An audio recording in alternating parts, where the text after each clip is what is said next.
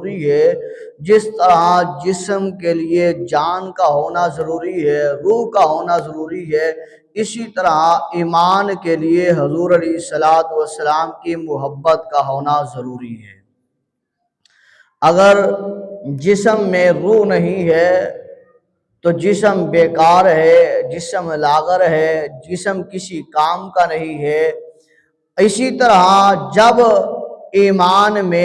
ایمان والے کے پاس محبت رسول نہ ہو تو اسی طرح اس ایمان کا بھی کوئی فائدہ نہیں ہے، وہ ایمان بھی بیکار ہے،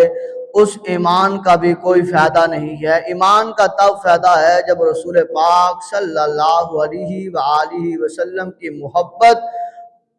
ہر عاشق کے سینے میں موجود ہو، حضور علیہ السلام کا پیار ہر عاشق کے سینے میں موجود ہو، حضور علیہ السلام کا عشق ہر وہ صاحب ایمان کے دل میں ضرور ہو، تو پھر ایمان کی چاشنی، ایمان کی لذت، ایمان کی مقبولیت اللہ کے ہاں ہے۔ اگر حضور کی محبت نہیں ہے تو پھر سب کچھ بیکار ہے،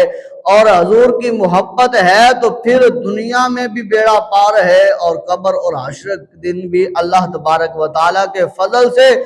اللہ کے کرم سے، اللہ تبارک و تعالیٰ کی عطا سے پھر ایمان والوں کا بیڑا پار ہے۔ کس وجہ سے؟ کہ حضور علیہ السلام کی محبت کی وجہ سے۔ تو آج ہمارا موضوع حضرت امیر المؤمنین،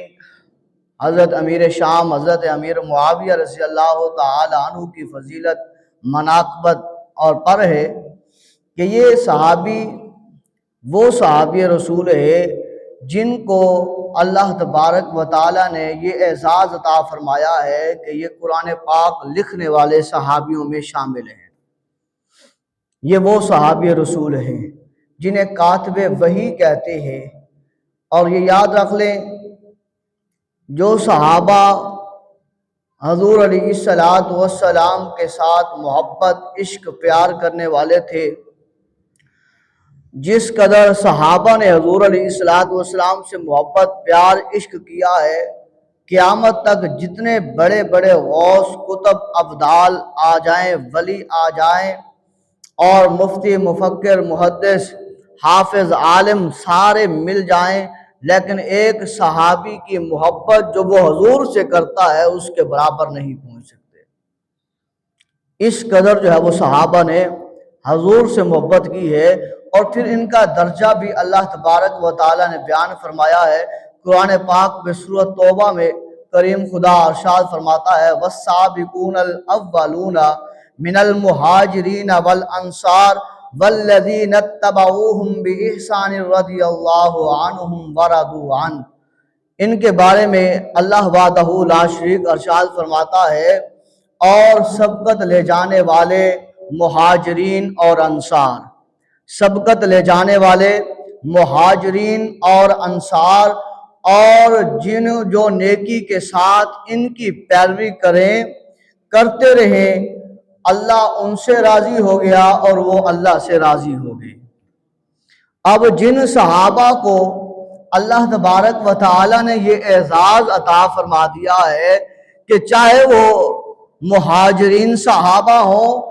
یا انصار صحابہ ہوں، پہلے ایمان لے کر آنے والے ہوں یا